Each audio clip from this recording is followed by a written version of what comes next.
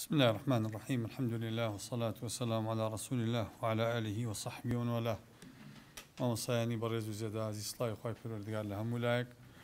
خوش حالم بخدمت ايوي برز گم ولم خيوت كبشي بانگوازي انستيتوتي جار سازي كردو خاي گوره بكاتماي رحمة وبركة وهنگاوي خير ان شاء الله وما هنگاوي يكم ببضم ان شاء الله هنگاوي كوتاي نبي وهنگاوي باشترو خێوەتگەی چڕ و پڕتر بتوانین بکەینەوە ئینشاءالله. بابەتێکی من بەڕێزان لەسەر ڕۆڵی دامەزراوە بانخوازیەکانە لە گەشەکردنی کاری بانخوازیدا بەتایبەتی کە ئێمە خۆمان موەسسەی ژیار موەسسەیەکی بانخوازیە بەشی جەنابتەن بەشی بانگەوازە کەواتە بڕبڕی پشتی کاری ئێمە بریتە لە کاری بانگەواز. ئێمە چی بکەین وەکو هەنگاوی داهاتوو وەکو کاری بانخوازی خۆمان وەکو دامەزراوە بەرنامەمان چی بێ بۆ ئەوەی بتوانین زیاتر برەو بە کاری بانخوازی بدەین وەگەشەی پێ بکەین. خاڵی یەکەم مامۆستایانی بەڕێز ئەوەیە ئێمە بتوانین داوای ئیسلامی وەکو خۆی وەگەوەی خوای پەروەردگار داوای کردووە وێنای کردووە ئاوا بیگەێنین بە خەڵک کە داوایەکە مەبنیە لەسەر وەسەتیەت مەبنیە لەسەر ئیعتیدال مەبنی نییە لەسەر شرگیری مەبنیش نییە لەسەر تندڕەوی. ئێمە بتوانین وەکو خوا بە پێغەمبەر فەرمێ صلی الله عليه وسلم وكذلك جعلناكم أمة وسطا لتكونوا شهداء على الناس ويكون الرسول عليكم شهيدا. أم وسطية بجرنوب وفكر إسلامي ما وصياني برس قرفتي قوري إما أوي استا إما دعويك إسلامي من هي بلام دعويك إسلامي الشيوين راو من هي جروبك بناوي قرآني بونو بناوي داكو كي كردن لشبكي قرآني بون باشا هير شيكي ناروا بأدبية زور أكاد سر سنتي بيغمر صلى الله عليه وسلم كسر شاوي دومي تشريعه لە دوای قورئان هیچ سەرچاوەیەک پێگە و پیرۆزەکەی وەکو سنت نییە. ئەمانە بە کۆمەڵێک بیان و باشە هاتوون بەربوونەتە ژیانی سنت و ئەیانەیە پیرۆزەکەی دابڕن. طبعاً ئەسڵ وایە ئەو هەدەفەکە سنت نییە تیا هەدەفەکە خۆی قورئانە. بەڵام ئەوان ئەزانن ئەگەر سەرەتا باسی قورئان بکەن بۆیان ناچێتە سەر.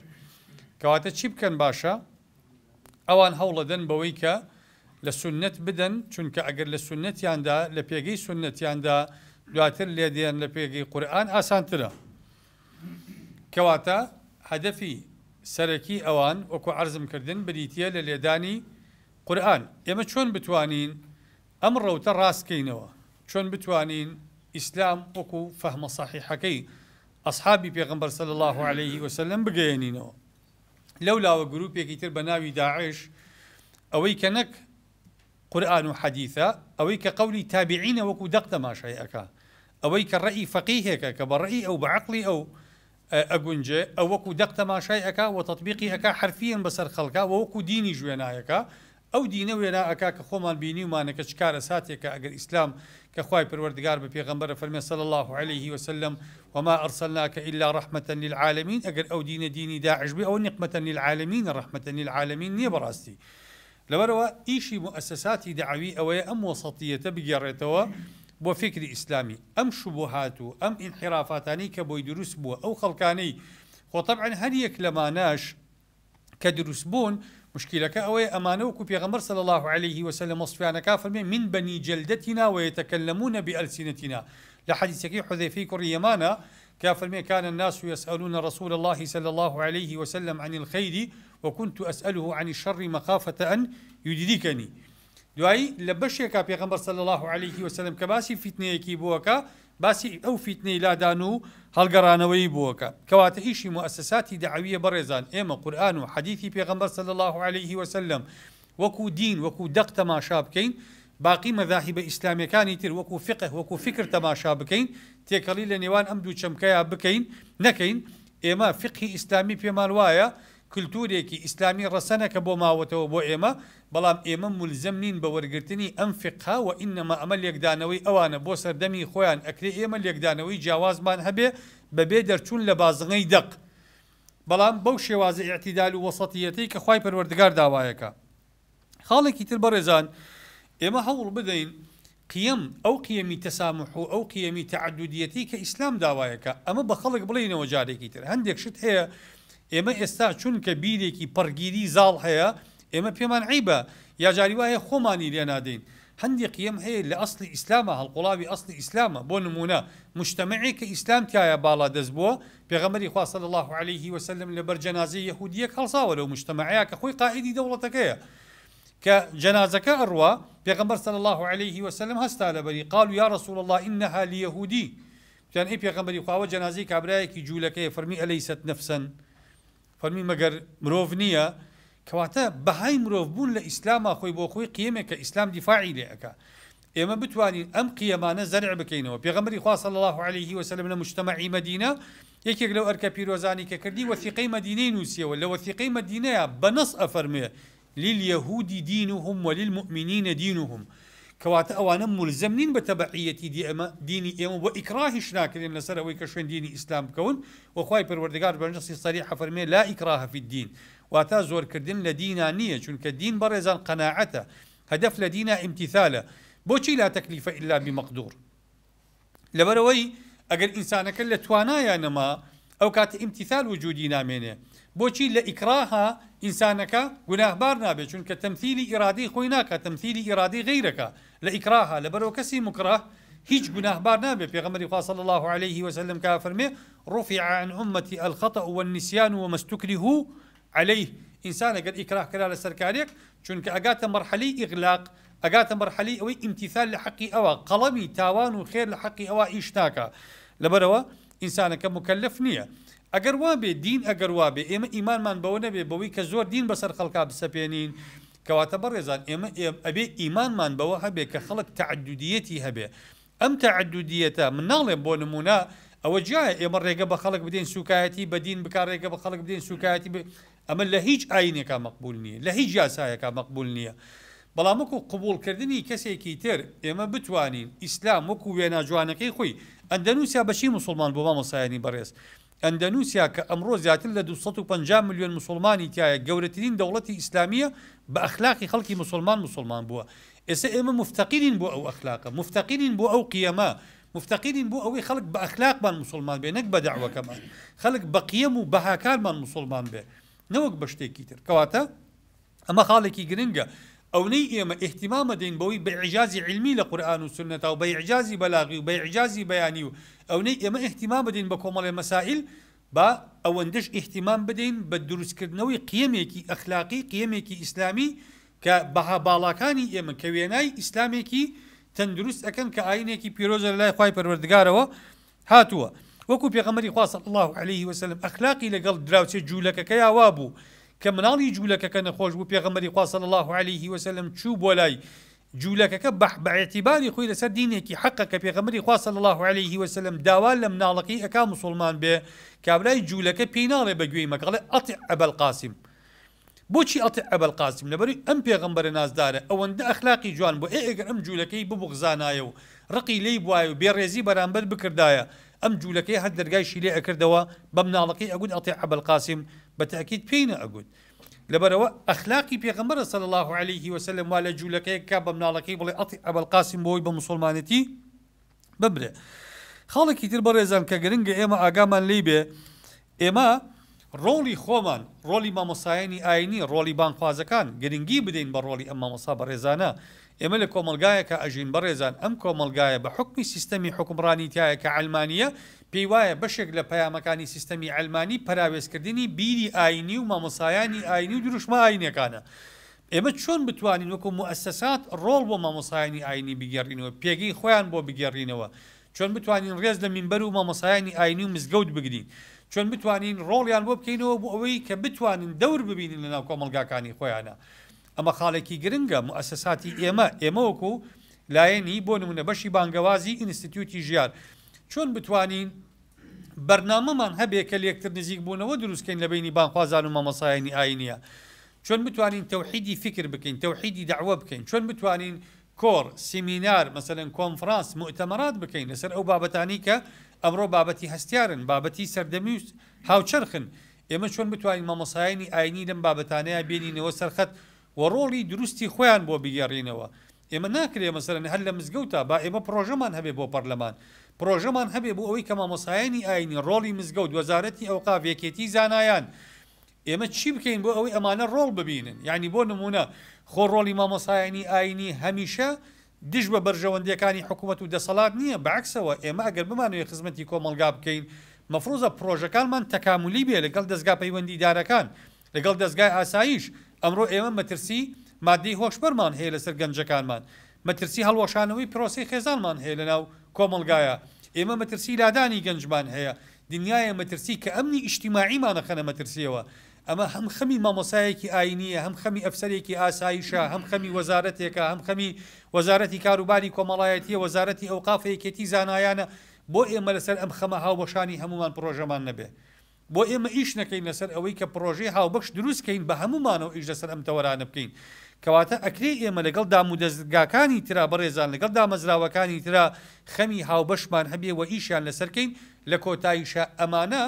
بە بەرژەوەندی یەکەم کۆمەلگا لە ڕووی دنیاوە میلەتی خۆمان کە خوای پەروەردگار پێغەمبەرانی ناردۆ بەڕێزان یعنی پێغەمبەران ئەرکیان چی بووە ئەرکیان چاکسازی بووە لە کۆمەلگەکانیانە خۆ ئەرکیان هەر تەنزیمی علاقی خەڵک نەبووە لەگەڵ خوا بۆ نمونە شعیب کە هاتووە محارەبەی تەرازوبازی کردووە لوت کە هاتووە محارەبەی بەدڕەوشتی کردووە کە ئەمانە کۆمەڵێک بەها بوون لەناو کۆمەلگاکانیانە داڕ و خاون ئیسلاحی مجتەمع کاری لە پێشینەی پێغەمبەران بووە پێغەمبەری خوا صلی الله عليه وسلم کە تەشریفی بردووەتە مەدینە چی کردووە لە مەدینە جاری نظامی مؤاخاتی کردووە لە بینی مهاجرین و ئەنسارە بۆی چارەسەری مشکلی بەتاڵە بکە کۆمەڵێکی زۆر لە مەدینە خەڵکی مەککە خەڵکێکی وافید کە چوونەتە مەدینە بازرگانن ئەهلی مەککە خەڵکێک نین لە زراعەت شارەزا بن ئەمانە هاتوونەتە مجتەمعێکی زراعی ئەگەر ئەمانە خەڵکێک نەبێ بەرچاو ڕوونیان بداتێ مشکلی بەتاڵە لە مەدینەیە دروست ئەبێ پێغەمبەری خوا صلی الله عليه وسلم دێ ئەمە ئەکا دواتر پێغەمبەری خوا صلی الله عليه وسلم مصالحە لە بینی ئەوس و خەزرەجا ئەکا خوێنی بینی ئەوس و خەزرەج و ئەنسارەکانە کوژێنێتەوە ئەوجا پێغەمبەری خوا صلی الله عليه وسلم وثیقەی مەدینەی دووەمە نووسێتەوە کە دوو وثیقەمان هەیە وثیقەیەکیان لە بینی موسڵمانەکان خۆیان هەیە وثیقەیەکیان لە بینی موسڵمانەکان و جوولەکەکان هەیە یعنی پێغەمبەری خوا صلی الله عليه وسلم کێشە کۆمەڵایەتیەکان چارەسەرەکە بەر لەوەی دەوڵەت ئوسوسی دەوڵەتی سیاسی دروستکە مەلامیحی دەوڵەتێکی داعوی چونکە ئیسلام لە کۆمەلگایەکە گەشەکە بەڕێزان کە ئیستیقراری تیابێ لە صلحی حودەیبیە یا پێغەمبەری خوا صلی الله عليه وسلم یەک ساڵ صلحی کرد هەتا صلحی حودەیبیە پێغەمبەری خوا صلی الله عليه وسلم عددی ئەو مسلمانانی لەگەڵی بوون نەگەشتە 2000 لە دوای صلحی حودەیبیە بە ساڵێک عددی ئەوانی لەگەڵین کە ئەچنەوە بۆ فەتحی مەککە 10,000 سەحابی کەواتە ئیسلام چەند لە جەوێکی ئاشتیا گەشەکە لە جەوی شەڕە ئیسلام گەشە ناکە لە جەوی ئاشوب و ناخۆشیە ئیسلام گەشە ناکە ئەوە نەیارانی ئیسلامن ئاشوب دروست ئەکەن بۆ ئەوەی خەڵک لە منهەجی ئیسلام دوور بخەنەوە خەڵک بەشتی لاوەکیەوە سەرقاڵ بکەن ئەوانن دێن تەیارات تەوژمی فکری توندڕە و تەوژمی فکری شلگیر لاگیر دروست ئەکەن بۆ ئەوەی کە خەڵک لە ئیسلامە ڕەسەنەکە دوور بخەنەوە پشێوی فکری بنێنەوە بۆ خەڵکی مسلمان کەواتە ئیشی ئێمەیە بتوانین لە ڕێگەی وەکو عەرزم کردن لە ڕێگەی ئەم خێوەتگانەوە لە ڕێگەی کۆنفرانسەوە لە ڕێگەی بۆ نمونە توێژینەوەی زانستی و مؤتەمەراتی علمیەوە لە ڕێگەی هەماهەنگی لەگەڵ دامودەستگا پەیوەندیدارەکانی دەوڵەتەوە بتوانین ئیسلامێکی ڕەسەن کە ڕەحمەتەن للعالەمینە لە کۆمەڵگەی خۆمانە جارێکی کە بڵاو بکەینەوە خەڵێکی تر بەڕێزان ئێمە سوود لە وەرزە ثەقافی ئیسلامیەکان وەربگرین بۆ نمونە ڕەمەزان 15 ڕۆژی ماوە ڕەمەزان مەوسیمێکی خەیرە مەوسیمی بەرەکاتە موسمێکە کە خوای پەروەردگار وەکو پێغەمبەر فەرمێ صلی الله عليه وسلم فەرمی وتصفت فيه الشياطين شەیطانەکان بند ئەکرێن زنجیر ئەکرێن بەچی ئازانی شەیطانەکان زنجیر ئەکرێن ئێستا بڕۆ لە مزگەوتەکان یەکەم ڕۆژیش بچۆرە مزگەوتەکان لە ڕەمەزانە ئەو خەڵکی لە ڕەمەزانە لە مزگەوتە بۆ لە پێش ڕەمەزان لە مزگەوت نییە واضحە تەغییرێک ڕووی داوە گۆڕانکاریەک هەیە گۆڕانکاریەکەم حەدیثی پێغەمبەر صلی الله عليه وسلم شەیطانەکان کۆتەکرێن کاریگەری شەیطانەکان لەسەر دڵ و دەرونی ئینسانەکان کەمە بێتەوە ئەو خوشکی ئەمڕۆ لەچکی بەسەرەوە نییە بۆ ڕەمەزانی کاتە لە چک خوای ڕەمەزان و خوای پێش ڕەمەزان هەر یەک خوای پەروەردگارە ئیسلامی پێش ڕەمەزان و دوای ڕەمەزان یەک ئیسلامە لە کاتی ڕەمەزانی شایەک ئیسلامە بۆ خەڵک لە ڕەمەزانە پابەندە بێ چونکە حەدیثەکەی پێغەمبەر صلی الله عليه وسلم تصفت فيه الشياطين ئێمە با ئیسفادە لەم نەفەحاتە ئیمانیانە بکەین با هەوڵ بدەین پرۆژەمان هەبێ بۆ مانگی ڕەمەزان بەشی بانگەواز لە لقەکانی خۆمانە با بزانین پرۆژەیان چییە بێ هەر یەکە و بەپێی ناوچەقی خۆی چی پێویستەکە وەکو پرۆژە لە مانگی ڕەمەزانە بکرێ با ئیشیان لەسەرکەین بەڕێزان ڕەمەزان مانگی پاڵدانەوە و ئیسراحەت نییە ڕەمەزان مانگی هەوڵ و جیهاد و مانگی فەتح و مانگی قەدرە و مانگی عیبادەت و پەرستشە بۆ خوای پەروەردگار بە چەمک و بازغە فراوانەکەی لەبەرەو ئیسفادەی لێ بکەین ئێمە مەوسیمی مەولومان هەیە با ئیسفادەی لێ بکەین ئێمە لە مەوسیمی مەولووە بەدبەختە بین گیرە خۆین بەوەی مەولوو بیدعەیە یا سونەت وەکەی ئیشی من و تۆیە کاکە بین ئێمە نەمان و تۆ مەولوو عیبادەتە بەڵام و تۆمانە زیندووکردنەوەی یادی لە دایکبوونی زاتێکە کە پێغەمبەری خوایە صلی الله عليه وسلم ئێمە لە مەولووە ئیحیای سونەتەکانی ئەو زاتە ئەکەینەوە شوێن پێی پێغەمبەر هەڵەگرینەوە عەهد و پەیمان تازاکەین و لەگەڵ پێغەمبەری خوا صلی الله عليه وسلم داعیەکی بەهێز بووە با قیەمی داعوەکەی پێغەمبەری خوا صلی الله عليه وسلم لە مانگی مەولوودا زین و بکەینەوە لە محەرەما لەکوێ ئێمە مەواسیمێکی ئیمانی ڕۆژانی جومعەمان لە بەردەسایە مامۆسایانی بەڕێز کە ئەوەی بۆ موسڵمانان ڕەخساوە لە جومعانە هیچ حیزبێک لەم دنیایە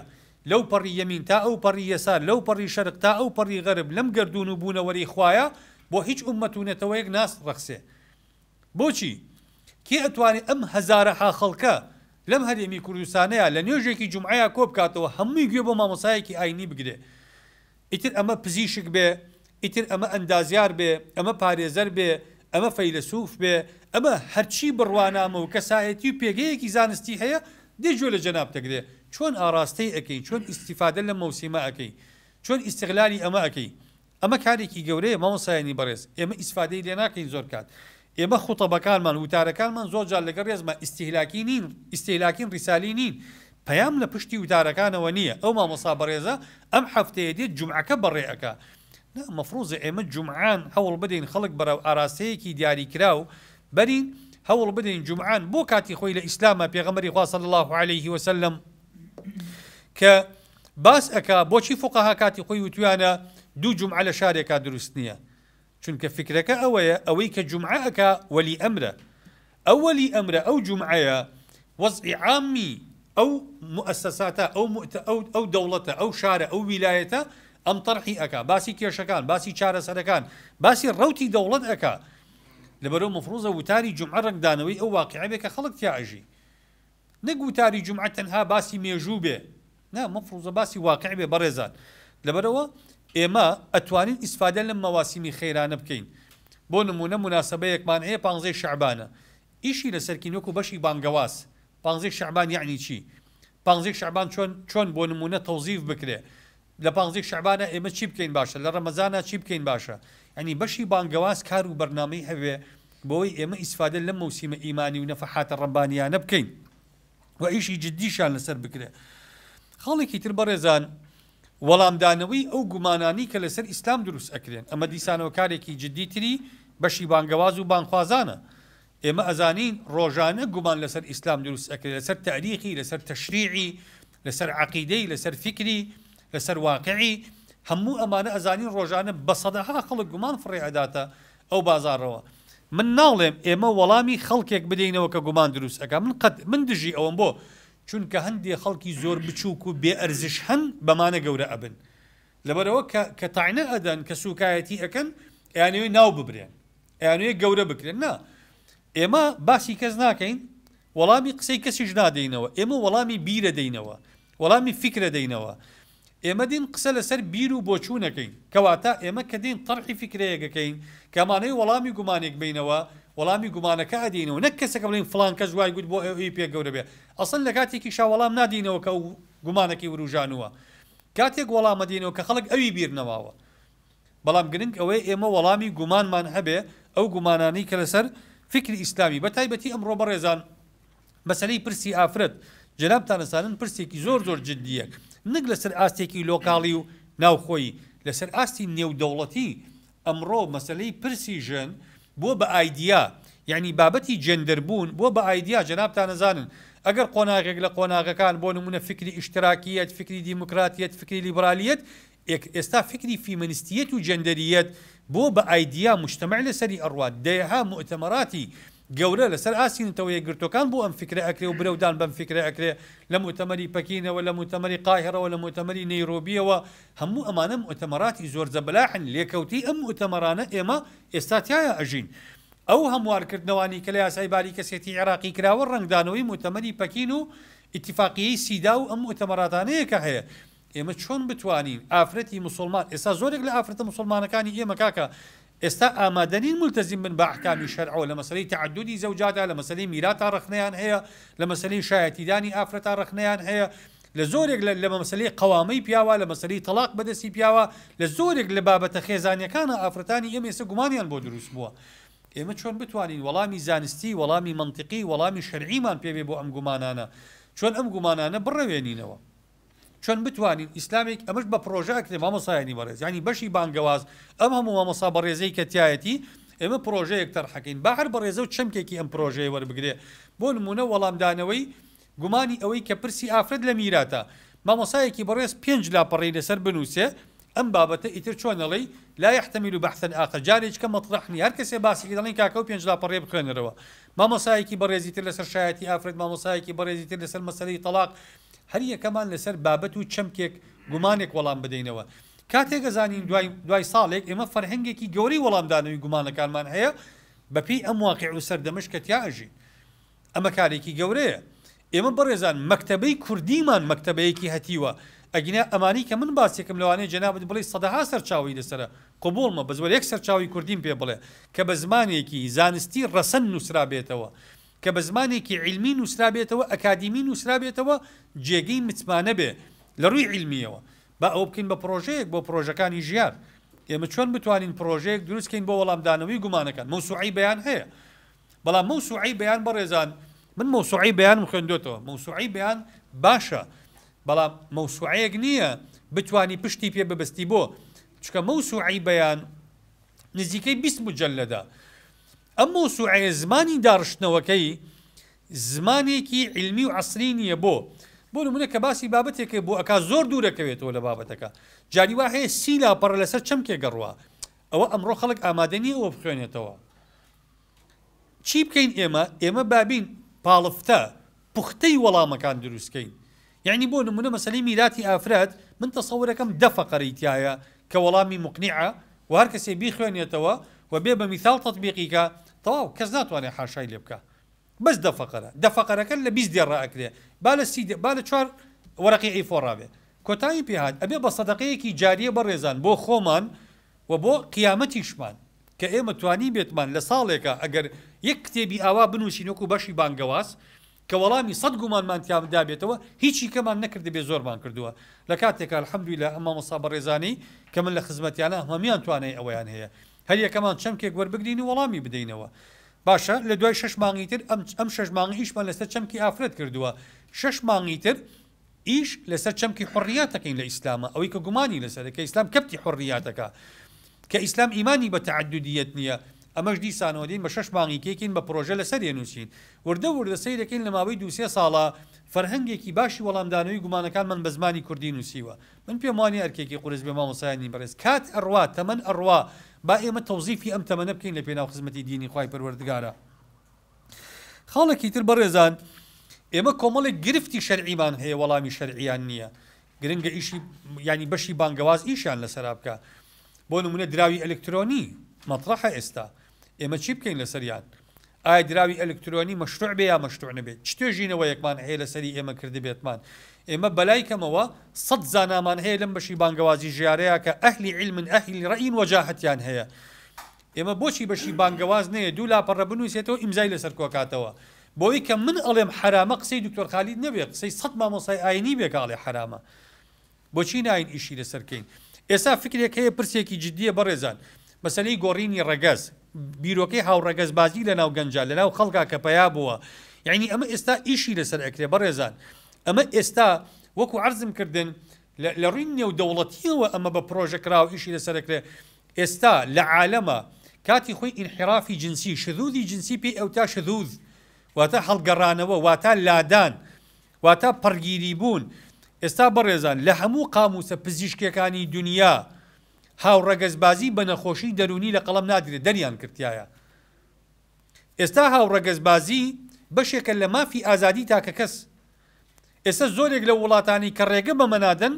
ئومەمی متحیدە محارەبەیانەکە مەفروزە لە قانونەکانە جێگەی هاوڕەگەزبازی بکرێتەوە لە یاساکانی باریکەسێتیە ئێستا ئەمە داوایەکی مولحینەتەوە یەکگرتوەکانی لە وڵاتانی ئیسلامی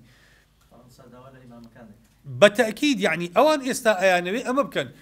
ئێمە بەڕێزان ئەجا چیژەکەن تەنزیلی علمی بۆ ئەم بابەتەکەن یعنی من ئاگاداری وردەکاریەکانی ئەم بابەتە هەم ئەوان ئەڵێن ئەو کەسانی هاوڕەگەز بازن علاقیان بە خەلەلی جینی و هۆرمۆنیەوە هەیە ئەڵێ ئینحرافێکی خولوقی و شذوذێک نییە کە کەسەکە تایە بێ ئەڵێ نا هەل لە ئەساسا جینانی ئەم ئینسانە هاوڕەکەس بازی تایە کەواتە ئەو ئەڵێ دەسەڵاتی چییە زەحیەیە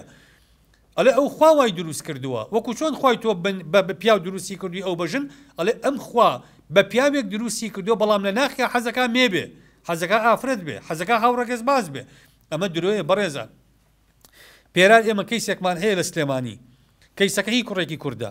ئەم کوڕە ژنی هەیە دوو مناڵی هەیە چۆ بۆ ئەمریکا لە ئەمریکا شووی کردووە هاتۆتەوە سلێمانی چۆتە دادگا و توێتی من ئەمەوێ ڕەگەزەکەم بگۆڕم من شوم کردووە لە ئەمریکا ئەمەوێ عەقدی زەواجەکەی سلێمانیم هەڵبۆشێننەوە باشە ڕەگەزم بگۆڕن بە ئافرەت چونکە من شوم کردووە ئەگەر ئەمە لە جیناتیا هەیە بۆ تا سەفەری ئەمریکای نەکردووە ئەم کەسە کەسێکی مستەوی بووە و ئینسانێکی معتەدیل بووە و هاوڕەگەز خواز نەبووە بۆ کە چۆتە ئەوێ جیناتی گۆڕاوە ئایا جینات گۆڕانکاری بەسەرایە بەسەریانایە کەواتە ئەمە درۆیە لەبەرەوە ئەمانە کۆمەڵێک بابەتن مامۆسایانی بەڕێز گرنگە ئێمە ئیشان لەسەرکەین بەیانی ئێمە مؤتەمەرێک بکەین بەشی بانگەواز مؤتەمەرێک کۆنفرانسێک بۆ نمونە وەرکشۆپێک بکە چوار مامۆسای بەتوانای ئاینی بێنێ لەسەر ئەم چەمکە دوو دکتۆری دەرونی بێنین قسە بکەین ئایا فعلەن ئەمە چونکە ئەمە بدرێ بکرێ بە پرۆژە بدرێ بە پەرلەمان چونکە ئەمە ئێستا پرسێکی جددیە لە ناو خەڵکە لە ناو موسساتەکانە من پزیشکە ناسم متدەینە ئافرەت چۆتە لای باشە ئەم ئافرەتە کە سوکارەکەی تەلەفۆنیان بۆ من کردووە ئەڵێ ئەم ئافرەتە هاوڕەگەز خوازە حەز ناکا ژن بێ اینجا ئێستا زاراوەیەکیان داهێناوە پێڵێن بێزاری ڕەگەزی لە ڕەگەزی خۆی بێزارە حەز ناکا ژن بێ حەزی لە چیە خاتون حەزەکەم پیاو بم ئەم دکتۆرە بەڕێزە متەدەینە نامەیەکی ناردۆ بۆ لیژنەی فتوا تەسەورکەن ئەڵێ لیژنەی فتوا من داوا ئەکەم وەکو پزیشکێک ڕێگە بەم ئافرەتە بدەن وەکو پیاو مامەڵە بکە پانتۆڵ لە پێکە لە چکنەکە بچێتە مەجلیسی پیاوەوە باشە وەکو پیاو مامەڵە بکە ئەمە دکتۆرێکی موسڵمان بۆ لیژنەیەکی زانیەی ئیسلامی نووسیوە ئەمە کارەساتە مامۆسایانی بەڕێز مەفرۆزە ڕوئیایەکی شەرعی واضح هەبێ لەسەر ئەم بابەتانە موسساتی دعوی ئیشان ئەمەیە کە ئێمە وەڵامی ئەم پرسە شەرعیانە بدەینەوە بەڕاستی لە ڕێی زانستیەوە مناڵم تەنها بە قسە و بە عاتیفە و بە جوێندان و سوکایەتی کردن بە خەڵک نا داتا بەپێی داتای زانستی بەپێی بنەما زانستیە پزیشکیە دەرونیە شەرعیە ئەخلاقیەکان قسە لەسەر ئەم چەمکانە بکەین بەڕێزان کەواتە ئەمانە دیسانەوە خاڵێکی گرنگن خاڵێکی تر بەڕێزان ئیش بکەین لەسەر پەروەردەکردنی نەوەیەکی بانخوازی داهاتوو ئەم نەوەیە ئەڕوا نەوەی داهاتوو کە جێ ئەگرێتەوە ئایا ئێمە ئیشمان لەسەر پەروەردەکردنی بانخواز کردووە بۆ داهاتووی ئەم وڵاتە ئەم ئومەتە ئەم میلەتە دوعاتمان هەیە کە پێ بگەن پرۆژەی بەشی بانگەوازی ئینستیتوتی ژیار چێ بۆ پێگەیاندنی بانخوازان ئیشی بەڕێستانە ئیشی بەشی بانگەوازە ئێمە چۆن بتوانین لە هەر لقێک لە لقەکانمانە دوو کەس سێ کەس پێنج کەس مەسەرەن پێنج گەنجی زیرەکی زیتەڵی بەتوانات هەیە ئەم پێنج گەنجە ئیشیان لەسەرکی بۆ داهاتووی کاری بانخوازی کارێکی گەورەکەین مەرجێ بانخوازەکان مامۆسایانی ئاینی بن با بانخوازەکان پزیشک بن ئەندازیار بن پارێزەر بن با خەڵکی تر بن لەبەرەوە بانخوازی و خەمی بانگەواز تەنها حەسر نییە لەسەر مامۆسایانی ئاینی نا خوای پروەردگار پێغەمبەری خوا صلی الله عليه وسلم کە باسەکە ئەفەرمێ من رأى منكم منكرا من رأى نافەرمێ إذا رأى العالم منكم منكرا من رأى صيغی عمومە هەر کەسێک منکەرێکی بینی فەلیغەیڕه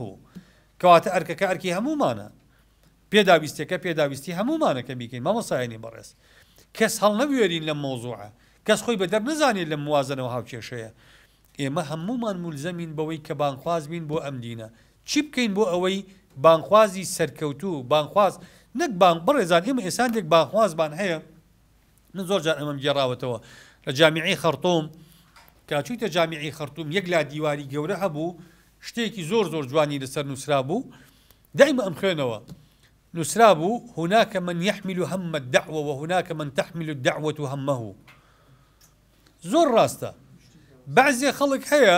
خەمی ئەم بانگەوازە ئەیا بە کۆڵیا هەیە ئەم بانگەوازە ئەبێ خەمی ئەویش با بە کۆڵی خۆیە هەندێک بەناو داعی و مەلای دەمشڕمان هەیە لەگە ڕێزما بۆ ئێوە ئیساءە بۆ دەعوە ئەگەن کاکۆپی ناوتێ دەعوە ئەو کافرە و ئەو مەلعونە و ئەو فاسقە و ئەو بێدینە و ئەو وایە و ئەو کەی لە دینە ئەم تۆمەت بەخشینەوەی لە خوای پەروەردگار ڕەوای بینیوە بە خەڵک خطابی دعوە بێ قەولی لەین بێ لعله يتذكر أو يخشى خۆ خوای ئەزانێ عاقبەتی ئەمر چییە بەڵام خوای پەروەردگار ئەمە نەک ئەمرە بە موسا و هارون ئەمرە بە دوعات خوا بە پێغەمبەر فەرمێ صلی الله عليه وسلم فبما رحمة من الله لنت لهم خوا بە پێغەمبەر فەرمێ وإنك لعلى خلق عظيم دەمشڕی خلوقی عظیم نییە استهتار تحكم خلقي عظيم نییە بەڕێزان بەرامبەر بە خەڵک لەبەرەوە داعی ئەبێ قیەمی دعوەکەی ئێماڵین ئەمر بە معروف و نەهی لە منکەر ئەمر بە معروف ئەبێ بە معروف بێ نەهی لە منکەر ئەبێ بە معروف بێ وەسیلەی گەیاندنەکەی معروف بێ ئەمانە بەشێکن لەو ئەرکانی مامۆستایانی بەڕێز من بە ضروری ئەزانم کە مؤسساتی داعوی بیکەن بە خەمی خۆیان بە تایبەتی ئێمە وەکو بەشی بانگەواز لە ئینستیتوێتی ژیارە ئەمانە بکەین بە پرۆژەکاریان لەسەرکەین بۆ داهاتوو خوای پەروەردگار تەوفیقی هەموو لایەک بە أقول ما تسمعون واستغفر الله لي ولكم وصلى الله وسلم وبارك على سيدنا محمد وعلى آله وصحبه أجمعين